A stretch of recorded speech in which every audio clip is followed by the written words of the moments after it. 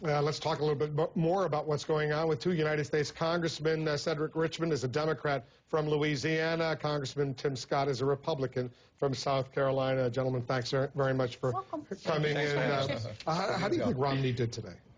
Well, I think he gets credit for attendance, but perfect attendance doesn't qualify you to be class president. So I thought that it was a good gesture to go, but I thought his content was lacking. And one example is his calling Obamacare a non-essential program that he would cut. But he's had 2 years to come up with an alternative, and he didn't say anything except, I would like to lower health care costs and keep people with pre-existing. At the top of the show, I said I thought the president should have been at the NAACP convention, pay his respects to the nation's oldest civil rights organization. I thought that would have been the right thing to do. He decided to send Joe Biden instead. What do you think? Well, he sent Vice President Biden and the Attorney General. He is going to the National Urban League, which is down in New Orleans, and I think it provides him with an opportunity to see the continued rebuilding of Katrina and to check on the effects of the BP oil spill. So it enables him to do more than just speak at a convention. And at some point, you have to make a decision of which ones you can go to. So it's almost like me and the president. I wish I could be at the White House every night and fly on Air Force One, but he has a job to do, and you can't do it. He's got a full-time job. Maybe you should have gone to both Urban League and the NAACP. You know where we'll stand. Congressman, I want to ask you kind of a similar question, but first, I want to listen to something that Governor Romney said to Fox News following his speech to the NAACP. Listen to this. I expect to get African-American votes, and by the way, at the end of my speech, having a standing ovation was generous and hospitable on the part of the audience. And I believe while we disagree on some issues like Obamacare, on a lot of issues, people see eye to eye. So Romney says that he expects to get African-American votes, but, you know, you look at the polls, you look at the facts. President Obama won with 95% of the votes. I think Romney, here's our poll we have right here, that Romney has 5% support among black registered voters. Now, so what percentage of the African-American vote would you predict that Mitt Romney could get realistically? Yeah, I mean, I think it's very realistic that Mitt Romney will get close to 10% of the African-American vote, and I'll start by being one of those 10%. There's no doubt that what we're looking at from a Romney perspective is the fact that African-American unemployment since 2008 is up 40%. 40%. Home closures, 25%.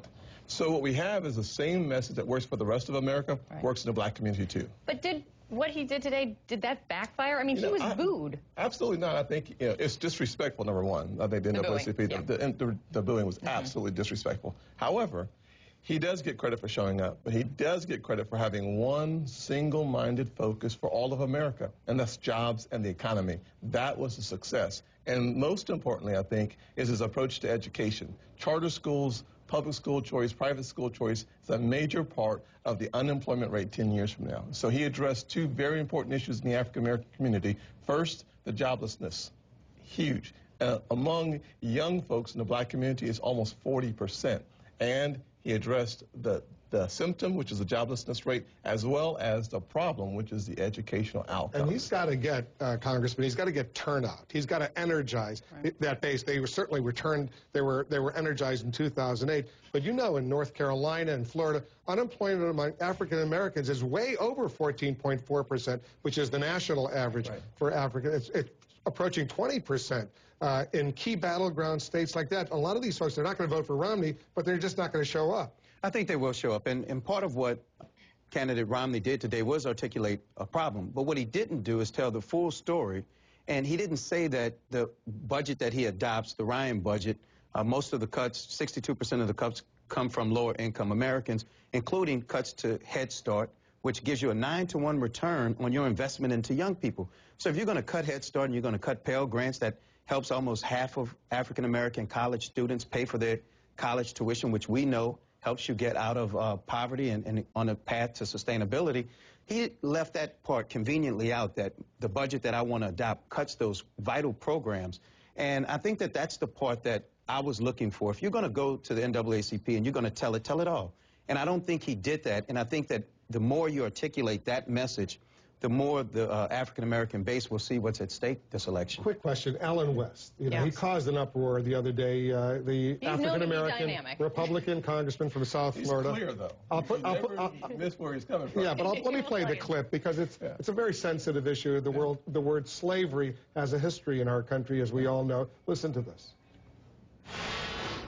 He does not want you to have the self-esteem of getting up and earning and having that title of American. He'd rather you be his slave. He would rather you be his slave. We're talking about the President of the United States. He says he wants you to be his slave.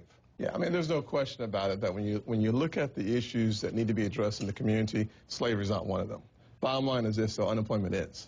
The foreclosure rate is. The high dropout rate among our high school students is one of the issues that we must address. But frankly, that's not an appropriate word. Frankly, the bottom line is certainly. But the question we have to deal with today is how do we get people back to work? I mean, we can look at side issues if we want to, and we can make a great story out of it. But the reality of it is that the average person in America does not consider the African American community in any way a slave today. True, but is it appropriate for a member of Congress representing a large segment of America to use this word, to say this in a public forum? It's about the President of the United States. I would suggest that you guys get Alan West sitting here and let him answer for himself. But absolutely. I would continue to do so. I would simply say that when we're looking at Mitt Romney cannot, Mitt Romney must focus on the presidency and how to win.